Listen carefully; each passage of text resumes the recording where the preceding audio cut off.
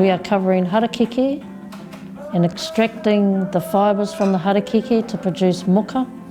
And the other is the natural dye methods, where we have prepared the tānekaha and made a dye. I just think that the participants, if they can get an insight into ngā mahi a ngā tūpuna, that's big. I think it's a way that they can connect with their whakapapa and with their tūpuna and the mahi and the way they lived and the way they were. Well, one thing they will learn is the appreciation for the mahi that goes into it.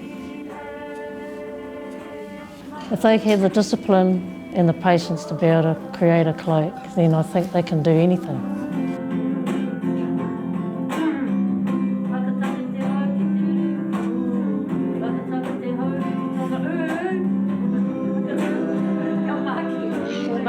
You've got a little baby in there, and you've got two awhirito on the side, so you've got a rito baby, awhirito on the side, and then the ones you're allowed to cut are either side of that. Ngāti Toa were known for their muka trade. The opposite direction. When you get to the end, you can smile and talk. Yeah, and then do it again. Thank you. Yes. That he sketched that from taupo pā, from Limmerton, taupo pā, and it's described as Te Rangi Hātu's house and women inside weaving. So there you're looking at your tūpuna, and they're wearing woolly.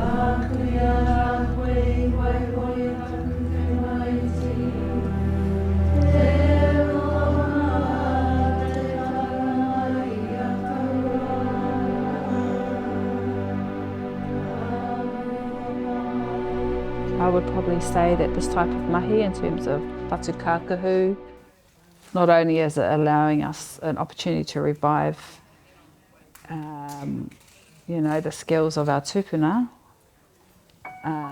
but it's also he mo morongoa, mo te ira wahine. So it's a rongoa. For us wahine, it's a time for us to come together to whakawhanaunga, better know our connections, to get away from day-to-day duties and come and, in some way interact with our tūpuna. I've been learning tuku panels and tāneko. I think it's very important that our heritage doesn't get lost and stuff. It's not just about te reo. Our culture also includes our toi, and one is not without the other. They need to grow together. So I'm on my reo journey too, and we learn a lot of reo here. Kaore ea I te kupu, te wariu, ngā hua I puta mai I nei Wānanga. Well, I didn't know that I could actually learn art because I've never been able to, but this speaks to me, and that's the best thing about it. It's probably time for us as iwi hapu whānau to start creating our own taonga. I think that's been part of the journey for me.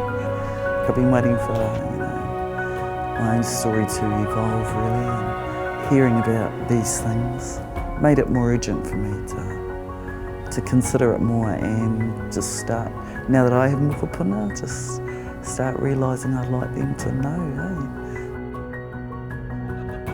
It's my journey. This is my journey. I've always looking at the patterns, like the shadows in the hills and the trees and the waves, and I was always thinking there must be the ways that they are represented in our weaving or ko whaiwhai, and so I wanted to get that knowledge, and I found I got a lot more. It's just a way to make a connection. I really enjoy the headspace I go into when I'm weaving. It gets you into a place of self-discipline because you have to be really you're really keen to learn a technique or create something, and you learn early on, if you haven't prepared everything right, you can't get there. You're always on a rescue mission. There's so much gratitude for, you know, the process that we're going through, because it's not just a one-off event of like one wānanga and then you've got it all. You just continue to have wānanga and break down the barriers to, you know, the transmission of our mātauranga between generations, intergenerationally. Yeah, koira. Anyone who begins weaving, they get hooked on it.